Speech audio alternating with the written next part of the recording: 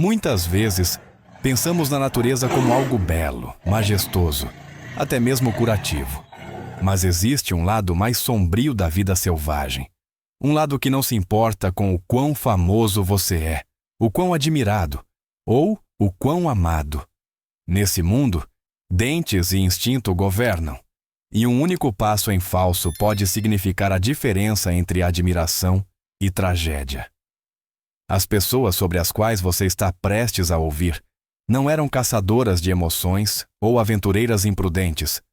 Muitas delas amavam profundamente os animais. Algumas trabalhavam para protegê-los. Outras simplesmente cruzaram o caminho errado na hora errada.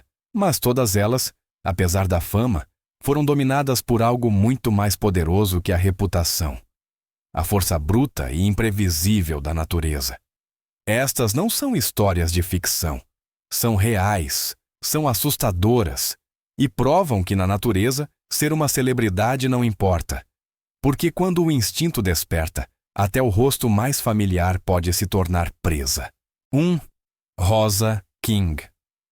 Rosa King não apenas trabalhava com animais, ela vivia para eles.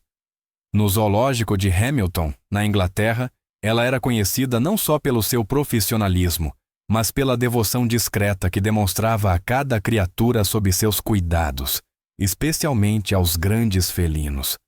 Para os visitantes, ela era uma presença gentil por trás do vidro. Para seus colegas, ela era o coração do zoológico. Mas para o tigre cujo recinto ela entrou naquela manhã, ela ainda era humana. Era maio de 2016, um dia de rotina, ou assim parecia. Rosa estava realizando uma tarefa que havia feito inúmeras vezes antes: entrar no recinto do tigre para as tarefas diárias de cuidado. Mas algo deu errado. Um protocolo de segurança foi ignorado. Ou talvez um portão não foi trancado como deveria. No mundo dos predadores, um pequeno erro é tudo o que é preciso. O tigre atacou sem aviso, rápido, preciso e fatal. Quando a equipe correu depois de ouvir seus gritos, não havia nada que pudessem fazer. Rosa já havia sucumbido aos ferimentos. Sua morte causou ondas de choque em todo o país. Como alguém tão experiente, tão dedicada, tão profundamente ligada aos animais que amava, poderia ser vítima deles? A tragédia gerou luto público, mas também questões difíceis sobre segurança, sobre risco e sobre a ilusão de controle que muitas vezes pensamos ter sobre a vida selvagem. Na verdade, Rosa não morreu porque não amava o tigre. Ela morreu porque o amor não tem peso no reino animal. Lá, apenas o instinto fala. E quando o instinto desperta, até a mais gentil das rotinas pode se tornar letal. 2. Ellen Blight. Em meados do século XIX, Ellen Blight era uma sensação, uma adolescente conhecida na Inglaterra vitoriana como a Rainha dos Leões. Com apenas 17 anos, ela já era uma estrela do circo itinerante, atraindo multidões ansiosas para vê-la comandar feras selvagens dentro da jaula. Com um chicote em uma mão e aço no olhar, ela caminhava confiante entre leões e tigres, com o dobro de seu tamanho. Para a plateia, ela era destemida. Para os animais, talvez algo menos claro.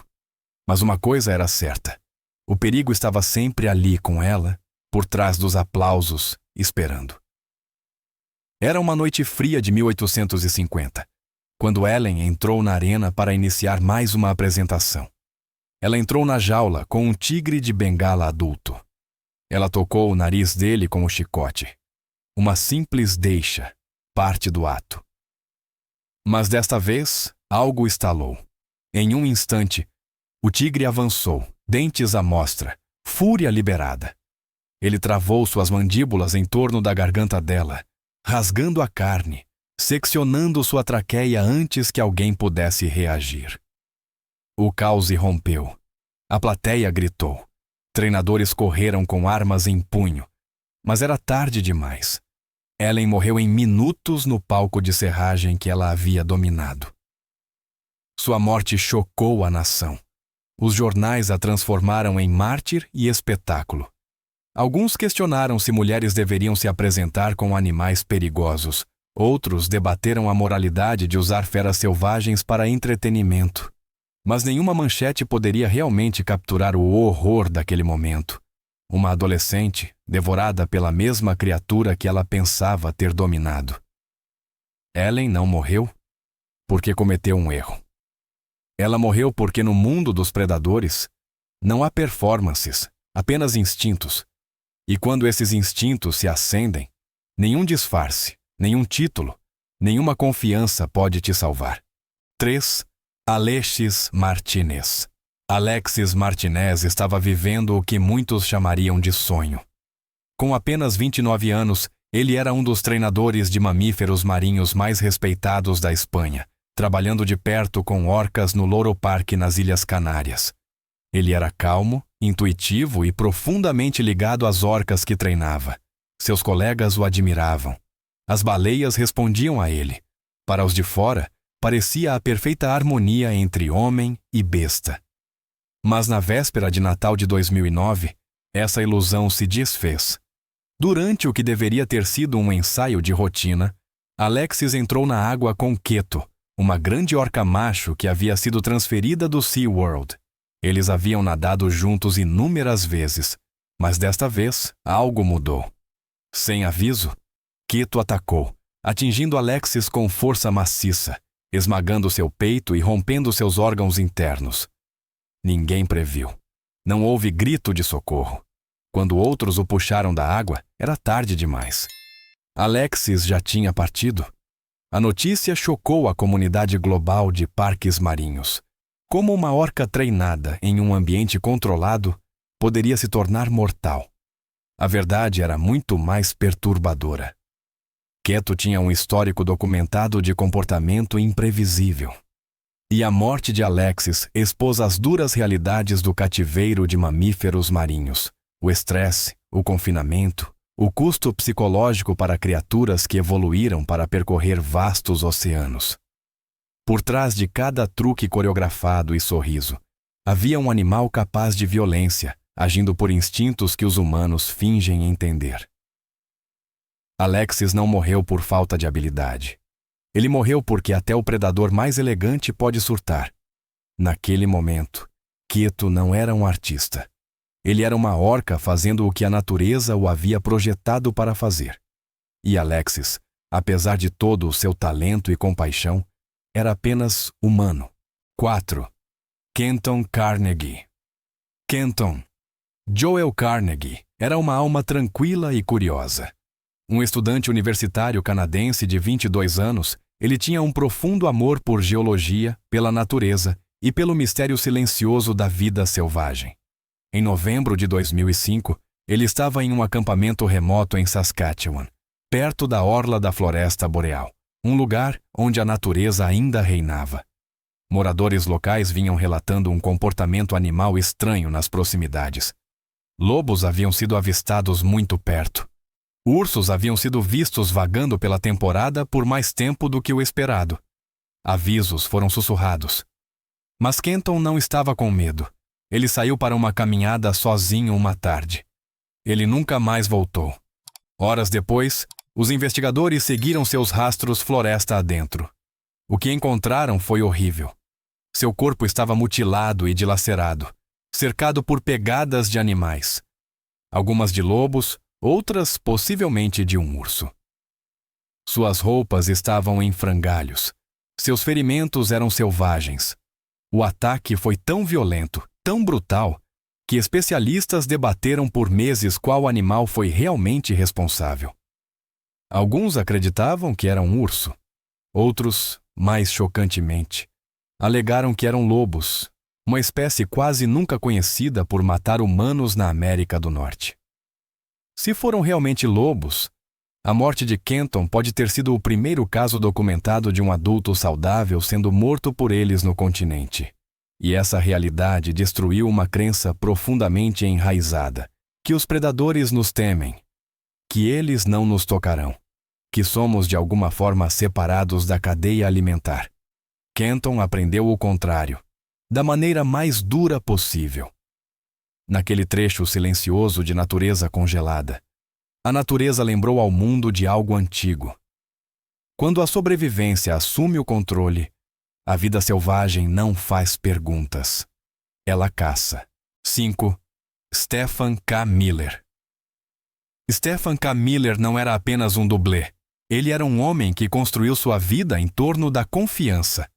Confiança em seu treinamento, confiança em seus instintos e, acima de tudo, confiança nos animais com quem trabalhava. Ele passou anos ao lado de alguns dos predadores mais poderosos da natureza. Não com medo, mas em parceria. Um desses parceiros era Rocky, um urso cinzento de 2 metros de altura e 317 quilos. Treinado pelo próprio Stephen, Rocky havia aparecido em filmes, comerciais e inúmeras demonstrações ao vivo. Para o público, tudo parecia seguro, rotineiro, controlado. Mas em abril de 2008, essa confiança foi quebrada para sempre. Naquele dia, Stephen estava filmando um vídeo promocional na instalação Predadores em Ação, na Califórnia. Ele deu uma deixa a Rocky, algo que haviam praticado dezenas de vezes. Mas em vez de responder com um truque, o urso avançou. Sem hesitar, Rocky prendeu suas mandíbulas massivas no pescoço de Stephen, perfurando sua jugular. Sangue jorrou. O pânico seguiu. Treinadores correram, gritando comandos, usando spray de pimenta, fazendo tudo o que podiam para deter o ataque. Mas era tarde demais. Stephen morreu em minutos. Sua morte enviou uma onda de choque arrepiante através das indústrias de treinamento animal e cinematográfica. Como um homem tão experiente, tão preciso, poderia ser morto pela mesma criatura que ele havia cuidado e criado? Mas essa é a cruel verdade dos animais selvagens.